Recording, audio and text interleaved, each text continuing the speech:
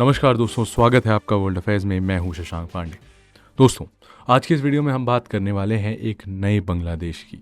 एक नया बांग्लादेश जहां बंगाली आइडेंटिटी जो है ना, उसे धीरे धीरे इलीगल किया जा रहा है और एक नई इस्लामिस्ट या एक नई रैडिकल आइडेंटिटी बुनी जा रही है। क्यों ऐसा कह रहा हूं मैं? ये सब जानने से पहले दोस्तों, मैं आपको एक वीडियो दिखाना चाहता हूं जो एक आइकॉनिक स्पीच का है शेख मुजीबुर रहमान की, जो उन्होंने दी थी 7 मार्च 1971 को, जिसके बाद ही शुरू हुआ था ऑपरेशन सर्चलाइट, जिसमें हज़ारों लोगों का जेनोसाइड किया गया था बांग्लादेश में। सुनिए ज़रा ये। এবারে সংগ্রাম আমাদের মুক্তির সংগ্রাম, এবারে সংগ্রাম স্বাধীনতার সংগ্রাম। আমি রক্ত তোমার জন্য প্রস্তুত। আমাদের মিটিং এইখানেই শেষ। আসসালামু আলাইকুম। জয় বাংলা। आपने सुना, ये हैं शेख मुजीबुर रहमान। इनकी पूरी वीडियो हमने देखी थी, ठीक है। वहाँ के सबसे बड़े फ्रीडम फाइटर, इन्हीं की लीडरशिप की वजह से कहीं ना कहीं बांग्लादेश को आज़ादी मिल पाई थी। धीरे धीरे इनको भी कैसे गायब किया जा रहा है, इस पे भी हम डिस्कशन करेंगे। लेकिन जो सबसे इम्पॉर्टेंट चीज़ थी ना, जो हमें इस वीडियो में सुनने को मिली, इस वीडियो के एंड में ये कहते हैं जय बांग्ला, जिसका मतलब जय बांग्ला होता है। अब दोस्तों, धीरे धीरे ना इस पूरी आइडेंटिटी को ख़त्म किया जा रहा है। जय बांग्ला, जो कि यहाँ का नेशनल स्लोगन था, 2022 में ही इसे अडॉप्ट किया गया था, लेकिन अब उसे हटा दिया गया है। ये कोई बड़ी बात नहीं है, बांग्लादेश का डोमेस्टिक डिसीजन है, हमें इससे कोई प्रॉब्लम नहीं है। लेकिन चीज़ें तब वियर्ड हो जाती है ना, जब सिर्फ इसे हटाया नहीं जाता, जो लोग जय बांग्ला कहते भी हैं ना, उनको अटैक किया जाने लगता है। 2 लोगों को सिर्फ ये लिखने के लिए, ये स्लोगन लिखने के लिए मार दिया गया। अब ऐसा कहा जा रहा है कि बीएनपी और जमात के टेररिस्ट जो थे ना, इन्होंने लेट नाइट ये काम किया था और परसों रात में 2 लोगों को सिर्फ इसके लिए मार दिया गया। अब यहाँ पे रिलीजन एक फैक्टर नहीं था, बट आप देख सकते हैं कि जो भी जय बांग्ला कह रहा है ना, जिसका भी एसोसिएशन शेख मुजीबुर रहमान के साथ है ना, उस चीज़ को धीरे धीरे ख़त्म किया जा रहा है बांग्लादेश में। और ये सिर्फ एक चीज़ नहीं है।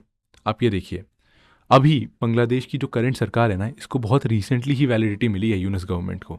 अब जाकर वहाँ की हाई कोर्ट ने एक प्रोविजन था उनकी कॉन्स्टिट्यूशन में, 15th अमेंडमेंट एक्ट, उसको हटा दिया है। इस अमेंडमेंट को 2011 में लाया गया था बांग्लादेश के कॉन्स्टिट्यूशन में, जिसके बाद इनकी जो ये यूनिस गवर्नमेंट है ना, इसको लेजिटिमेसी मिली है, अभी मिली है। ये 18 दिसंबर का एक आर्टिकल है दोस्तों, यानी कल का, और अभी इनको वैलिडिटी मिली है। और उसके बावजूद धीरे धीरे ना हर जगह से इनको गायब किया जाने लगा है मुजीबुर रहमान को, जो कि वहाँ के वो लीडर थे ना दोस्तों, जिनकी वजह से बांग्लादेश का क्रिएशन हो पाया था, पॉसिबल हो पाया था। सिर्फ एक आदमी नहीं होता है, बट एक लीडर होना बहुत ज़रूरी होता है ऐसे किसी भी मूवमेंट के लिए। क्यों हुआ था ये, अभी उसका बैकग्राउंड भी समझ लेते हैं दोस्तों। तो सबसे पहले 1970 में एक इलेक्शन हुआ था, पाकिस्तान का जनरल इलेक्शन। इसमें कई सारी पार्टीज़ ने कंटेस्ट किया था। ये आप देख सकते हैं, ऐसा कुछ टर्नआउट आया था। लेकिन एक चीज़ जो थी ना, वो ये थी, बांग्लादेश में एक पार्टी ने कंप्लीटली क्लीन स्वीप कर दी थी। और दोस्तों, इसी पार्टी का नाम था ऑल पाकिस्तान आवामी लीग। बाद में पार्टी का नाम चेंज हो गया 1971 के बाद। ऑब्वियसली आपको पता है क्यों, क्योंकि पाकिस्तान में थी नहीं, वो बांग्लादेश जा चुकी थी। लेकिन इसी पार्टी को लीड किया करते थे शेख मुजीबुर रहमान, ठीक है। इन्होंने 160 सीटें जीती थी 313 सीटों में से, मतलब क्लियर मेजॉरिटी थी। 1970 में इलेक्शन हुआ, लेकिन जो वहाँ के प्रेसिडेंट थे ना, जनरल याया खान, उन्होंने बोला कि नहीं, हम तो इस इलेक्शन को मान ही नहीं सकते, एक बंगाली कैसे आकर हमें रूल करेगा। उनकी ऐसी घटिया मेंटालिटी थी, ऐसे रेसिस्ट आदमी थे कि उन्होंने ऐसी ऐसी चीज़ें कही। और उसके बाद ये जो मैंने आपको भी स्पीच वीडियो की शुरुआत में दिखाई थी ना, 7 मार्च की, यहाँ पर बंग बंधु शेख मुजीबुर रहमान ने 1970 के इलेक्शन के बाद 1971 तक उन्होंने बहुत प्रोटेस्ट किए कि कैसे भी उनको सरकार बनाने दिया जाए। लेकिन ये जो पाकिस्तान के रूलर्स थे ना, जुल्फ़िकार अली भुट्टो का भी एक बड़ा रोल था। इन्होंने और याया खान ने मिलकर ये डिसाइड किया कि इनको हम सरकार बनाने नहीं दे सकते, एक बंगाली कैसे हम पर आकर रूल करेगा। उसके बाद उन्होंने ये स्पीच दी थी, और स्पीच के एंड में भी उन्होंने यही कहा था, जय बांग्ला। धीरे धीरे स्लोगन को भी हटाया जा रहा है। ऐसा दिखाया जा रहा है जैसे ये स्लोगन ही गलत है। इसको नेशनल स्लोगन से हटाना इज़ फाइन, बट लोग अगर उसे बोल रहे हैं तो क्या लोगों को मार दिया जाना चाहिए? इतना रेडिकल शिफ्ट कैसे आ सकता है एक सोसाइटी में? इज़न्ट दिस वेरी सरप्राइजिंग दोस्तों? और उसके अलावा सिर्फ यही नहीं है, मुजीबुर रहमान को धीरे धीरे गायब भी किया जा रहा है। बांग्लादेश की जो पूरी हिस्ट्री है ना, धीरे धीरे उसको रीराइट किया जा रहा है। एक जो बंगाली प्रो बंगाली आइडेंटिटी थी ना, जिसकी वजह से बांग्लादेश के लोगों को इतना परसिक्यूशन भी झेलना पड़ा था ना, एक सेकंड क्लास सिटीजन की तरह ट्रीट किया जाता था बांग्लादेशियों को पाकिस्तान में। उन्हें इतनी घटिया चीज़ें बोली जाती थी ना दोस्तों, ऐसा कहते थे कि ये असली मुसलमान नहीं है, इनके अंदर बंगालीपन ज़्यादा है, ये असली मुसलमान नहीं है, असली मुसलमान वेस्ट पाकिस्तान में रहते हैं। वो कहते थे कि इनके अंदर जो बंगाली आइडेंटिटी है ना वो ज़्यादा है, इनके अंदर उर्दू आइडेंटिटी नहीं है। उर्दू लैंग्वेज को इम्पोज किया जाता था उनके ऊपर, कहा जाता था कि बांग्ला में बोलना बंद करो। और दोस्तों जिस आदमी ने इसके खिलाफ प्रोटेस्ट किया था ना, अब धीरे धीरे उसे ही गायब किया जा रहा है। ये तो एक इंसिडेंट है दोस्तों, मोहम्मद यूनुस ने अपनी ऑफिस से उनकी पोर्ट्रेट हटा दी थी। धीरे धीरे उनको करेंसी पर से भी हटाया जा रहा है। और बहुत सरप्राइजिंग ये क्यों है, इस चीज़ पर भी हम थोड़ी देर में आएंगे। लेकिन दोस्तों आगे बढ़ने से पहले मैं आपसे बताना चाहता हूं कि अब आप अपने आईएएस बनने के सपने को रियलिटी में तब्दील कर सकते हैं अनअकैडमी के यूपीएससी सब्सक्रिप्शन के साथ, जो कि अभी अवेलेबल है फ्लैट 50% ऑफ पे। और जिसमें अगर आप पे करते हैं 9 मंथ्स के लिए तो आपको मिलता है 9 महीने का फ्री एक्सटेंशन, 12 महीने पे मिलता है 12 महीने का फ्री एक्सटेंशन, और 18 महीने के कोर्स लेने पर मिलता है 18 महीने का फ्री एक्सटेंशन। तो दोस्तों इस ऑफर को ज़रूर अवेल कीजिए, यूज़ करिए कोड वर्ल्ड अफेयर्स, और ना भूलिए कि ये ऑफर सिर्फ 23 दिसंबर तक वैलिड है। तो जल्दी से जल्दी जाइए और इसे अवेल कीजिए। और चलिए अब टॉपिक पर वापस आते हैं दोस्तों। और जैसे कि मैं आपको बता रहा था कि शेख मुजीबुर रहमान की जो आइडेंटिटी थी ना, जो उनका इम्पैक्ट था, पूरी हिस्ट्री को ही रीराइट किया जा रहा है। इस करेंट गवर्नमेंट को वैसे तो लाया गया था कि इकॉनमी सुधारेगी, वहाँ पे जो ईवल डिक्टेटर शेख हसीना थी ना, उसके बाद एक स्टेबिलिटी प्रोवाइड करेगी, लेकिन ये गवर्नमेंट उसके अलावा सब कुछ करने में लगी है। प्रॉपर पॉलिटिकल थिएट्रिक्स किया जा रहा है इस गवर्नमेंट के द्वारा। 15 अगस्त को, क्योंकि 15 अगस्त 1975 को बंग बंधु शेख मुजीबुर रहमान को मार दिया गया था, तो उस दिन राष्ट्रीय शोक हुआ करता था बांग्लादेश में। उसे कहा जाता था नेशनल मोर्निंग डे, जो कि एक नॉर्मल सी चीज़ थी। इस गवर्नमेंट ने सबसे पहले आते ही जो चीज़ की ना, वो यही था कि पब्लिक हॉलीडे हटा दिया 15 अगस्त को। मतलब जिस चीज़ पे काम करना था उसके अलावा सब कुछ किया जा रहा है इस गवर्नमेंट के द्वारा। अब जैसे कि मैं आपको पहले ही बता रहा था, यहाँ तक कि शेख मुजीबुर रहमान की जो इमेज है ना करेंसी से, उसको भी हटाया जा रहा है। और ये सिर्फ एक छोटा सा ट्रेंड नहीं है दोस्तों, अभी की जो करंट बांग्लादेश गवर्नमेंट है ना, ये धीरे धीरे बहुत ही सारी उल्टी सीधी चीज़ें कर रही है। जैसे कि पाकिस्तान से इंपोर्ट करना मैसिव एमिनेशन सप्लाईज, कितनी अजीब चीज़ थी ये। पाकिस्तान से इंपोर्ट कर रहे हैं, वही देश जिसने लिटरली बंगालियों का जेनोसाइड किया था, बांग्लादेश के लोगों को जिसने लिटरली सताया था। अगर आप एक बार सर्च करेंगे ना ऑपरेशन सर्च लाइट, इसके बारे में थोड़ा डिटेल में पढ़ेंगे, रूह कांप जाने वाले इवेंट्स थे इसमें। कितनी औरतों का रेप किया गया, कितने लोगों को मार दिया गया, जिंदा जला दिया गया, सिर्फ इसलिए क्योंकि वो बंगाली थे। पाकिस्तान का ये एटीट्यूड था कि ये लोग पाक नहीं है, ये लोग रियल मुस्लिम्स नहीं है, इनके अंदर मुस्लिम आइडेंटिटी नहीं है, तो इनको मार दो, काटो, ख़त्म करो। और अब उसी पाकिस्तान से मैसिव एमिनेशन इंपोर्ट किए जा रहे हैं। कुछ टाइम पहले मैंने आपको बताया था कि कार्गो शिप्स डायरेक्टली आ रही हैं, उधर से जो गुड्स आ रहे हैं ना, उसका इंस्पेक्शन बंद कर दिया जा रहा है। कि पहले ऐसा होता था कि पाकिस्तान से कुछ भी बांग्लादेश आता था ना, तो उसका इंस्पेक्शन किया जाता था, ठीक है। लेकिन 2004 में चिटागोंग में ऐसा पाया गया था कि बहुत सारी आर्मी सप्लाईज जा रही थी इंडिया की तरफ, alpha United liberation front of Assam, ऐसा कहा जा रहा था कि उनको सप्लाई करने के लिए बहुत सारे वेपन्स आए थे। उसके बाद से मैंडेटरी इंस्पेक्शन लागू कर दिया गया था।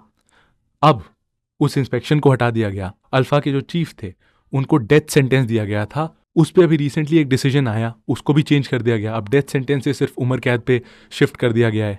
तो ये पैटर्न एक कोइंसिडेंस नहीं हो सकता है दोस्तों। और ऐसा भी नहीं है दोस्तों कि ये आजकल में शुरू हुई चीज़ें हैं, ये अब सरफेस पे आनी शुरू हुई हैं, लेकिन ये चीज़ें बहुत टाइम से चल रही थी।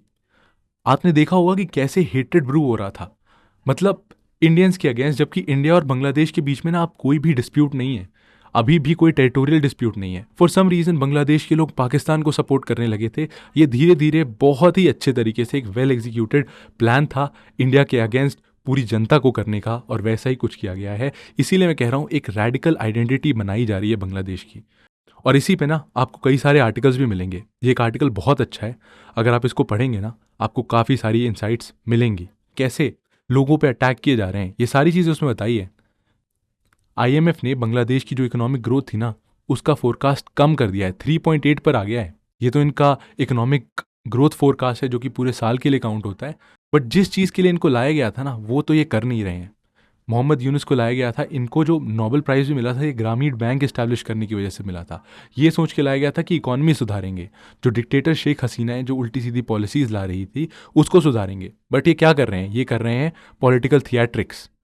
इकॉनमी कहीं भी जाए कुछ फ़र्क नहीं पड़ता। और दोस्तों इस पे ही ना कई सारे लोग बहुत अच्छी बातें कह रहे हैं, and this is the reality of Bangladesh.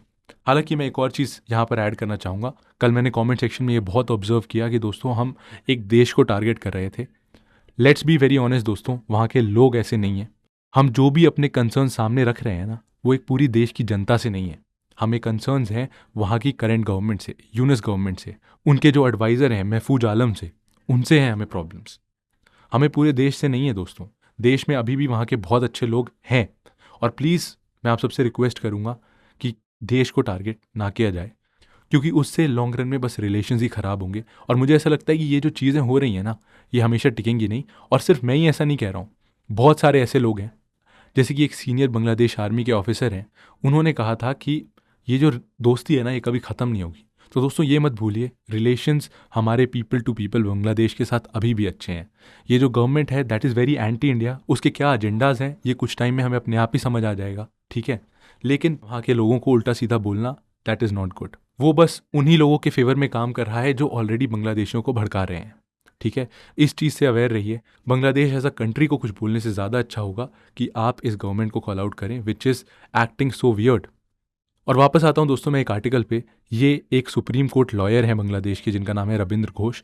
अभी तो इनको वापस इंडिया आना पड़ा था, शायद बैरकपुर में थे ये, यस, कोलकाता के पास बैरकपुर में। और इन्होंने यही कहा था कि ये वो बांग्लादेश नहीं है जो 1971 में पैदा हुआ था। इन्होंने बहुत अच्छी एक बात कही है, ये वो दूसरा बांग्लादेश है ना जो 8 अगस्त 2024 को पैदा हुआ था। और इस नए बांग्लादेश का इंटेंशन और कुछ नहीं है, बस यही है, इस कंट्री को डिस्ट्रॉय करना और एक पाकिस्तान जैसा नया बांग्लादेश बनाना। और ऐसा ही जैसे मैंने आपको पहले भी बताया, एक बांग्लादेश के ऑफिसर ने भी कहा था, एक बांग्लादेश मिलिट्री के सीनियर ऑफिसर ने काफ़ी अच्छी बातें उन्होंने भी कही थी। उन्होंने भी कहा था कि इंडियन आर्मी का जो रोल है ना वो बहुत ही इंपॉर्टेंट था और वहाँ के लोग बहुत ग्रेटफुल हैं। तो दोस्तों इन चीज़ों का ज़रूर ध्यान रखिए। और दोस्तों बहुत अच्छी सारी बातें हैं इस आर्टिकल में, काफ़ी सारे अच्छे लोगों ने बहुत सारी चीज़ें कही हैं जो 1971 वॉर में जिन्होंने इंटरनल इन्फॉर्मेशन लीक की थी ना, ऐसे भी कई सारे वेटरन्स की बातें हैं जो इंडियन आर्मी को आके सपोर्ट किए थे अपने देश को बचाने के लिए। सो सारे लोग यहाँ बुरे नहीं हैं, यहाँ पर बुरा है एक आर्टिफिशियल मूवमेंट जो कि क्रिएट किया गया है एंटी इंडिया सेंटिमेंट्स टर्न करने के लिए, क्योंकि कोई रीजंस नहीं है ना, absolutely there are no reasons जिसकी वजह से बांग्लादेश इंडिया के अगेंस्ट ऐसी चीज़ें करेगा, पाकिस्तान से इतना क्लोजनेस अपनी ड्रॉ करेगा, इंडिया के अगेंस्ट उल्टे सीधे सेंटिमेंट्स भड़काएगा। और दोस्तों वहीं पर एक बहुत इंपॉर्टेंट रोल आता है रज़ाकर्स का। मैं एक बार यहाँ पे ज़रा सर्च करता हूँ, रज़ाकर्स, आप इनके बारे में ज़रूर पढ़िएगा दोस्तों। ये एक ऐसी पैरामिलिट्री फोर्स थी ना दोस्तों, जो कि बांग्लादेशी ही थे, जो कि ईस्ट पाकिस्तान के ही थे, लेकिन ये सपोर्ट करते थे किनका? ये सपोर्ट करते थे टिक्का खान का। ये चाहते थे कि एक इस्लामिस्ट फर्स्ट आइडियोलॉजी वाला, एक प्रो उर्दू आइडेंटिटी वाला बांग्लादेश इस्टेब्लिश हो। इसके ऊपर मैंने एक बहुत डिटेल्ड वीडियो बनाई है जिसमें मैंने बताया है शाहबाग और हिफाजत मूवमेंट के बारे में, एनिमेटेड वीडियो है, उसे भी जाकर ज़रूर देखिए। उसमें जो चीज़ें बताई थी ना मैंने रज़ाकर्स के बारे में, ये वही रज़ाकर्स है दोस्तों। इनको उस टाइम टिक्का खान ने बनाया था ताकि आर्मी तो अपना काम कर ही रही है, बट एक पैरामिलिट्री फोर्स हो जो लोगों के बीच में ही रहे, फिर भी लोगों के बीच में होकर उर्दू इन्फोर्स करे लोगों पे, बंगालियों को दबाए, इस्लामिस्ट फर्स्ट आइडियोलॉजी प्रमोट करे। वहाँ इतने उल्टे सीधे शब्द यूज़ किए गए थे ना इसको डिस्क्राइब करते हुए कि वहाँ के लोगों को क्लेंज करे, उनकी थिंकिंग को क्लेंज करे, उनको एक मुस्लिम फर्स्ट बनाए। वो लोग अभी भी वहाँ पर हैं दोस्तों। और मैं ऐसा नहीं कह रहा हूँ दोस्तों कि ये किसी रिलीजन के बारे में है, ये है दोस्तों एक रेडिकल थिंकिंग के बारे में, जो कि आप माने या ना माने बहुत ही ज़्यादा बढ़ चुकी है आज की डेट में बांग्लादेश में। और ये रज़ाकर्स दोस्तों वही हैं जिनकी एक पार्टी भी है, जमाते इस्लामी नाम है इस पार्टी का। और ये दोस्तों जो लोग हैं ना रज़ाकर्स जिनको कहा जाता है, इन्होंने ना बांग्लादेश के अगेंस्ट कैंपेन किया था 1971 वॉर में। उस टाइम पे एक पार्टी भी थी दोस्तों जिनमें से ज़्यादातर ये लोग आते थे, जमाते इस्लामी। अभी भी ये पार्टी पाकिस्तान में भी एक्टिव है और बांग्लादेश में भी एक्टिव है। इसको शेख हसीना ने बैन कर दिया था, और ये जो पार्टी है ना, इसको वापस से पावर में आते ही मोहम्मद यूनुस ने अनबैन कर दिया। एंड जितनी भी ये चीज़ें हो रही हैं ना, ये जो आर्टिकल मैंने आपको सबसे शुरुआत में दिखाया था, ये आर्टिकल, इसमें भी जमाते इस्लामी के लोगों का ही नाम सामने आ रहा है। एक ऑप्शन होता है ना दोस्तों, अगर आप पावर में आए हैं तो आप किस तरफ जाएंगे, आप लेफ्ट लीन करेंगे, राइट लीन करेंगे। लेकिन मोहम्मद यूनुस ने चुना है, जो आज की डेट में सबसे पॉपुलैरिटी में है, उन्होंने चुना है एंटी इंडिया आइडियोलॉजी, क्योंकि आज की डेट में वही चल रहा है बांग्लादेश में। इतना प्रोपेल कर दिया गया है इस पूरी थिंकिंग को कि एकदम नेचुरल लगता है इंडिया के अगेंस्ट बोलना। सो अगेन दोस्तों मैं आप सबसे कहूँगा कि वहाँ के सारे लोग बुरे नहीं हैं। Let's not target someone on the basis of their nationality या फिर on the basis of their religion, क्योंकि इससे बस आप उन्हीं लोगों की हेल्प कर रहे हैं ना जो इनको रेडिकलाइज करना चाहते हैं। वो यही सारी चीज़ें उनको दिखाएंगे। तो बस यही था एंड इस वीडियो का। कैसा लगा आपको ये वीडियो ज़रूर बताइएगा कमेंट सेक्शन में। मिलते हैं आपसे ऐसे ही एक और इंटरेस्टिंग और इन्फॉर्मेटिव वीडियो के साथ। तब तक के लिए जय हिंद।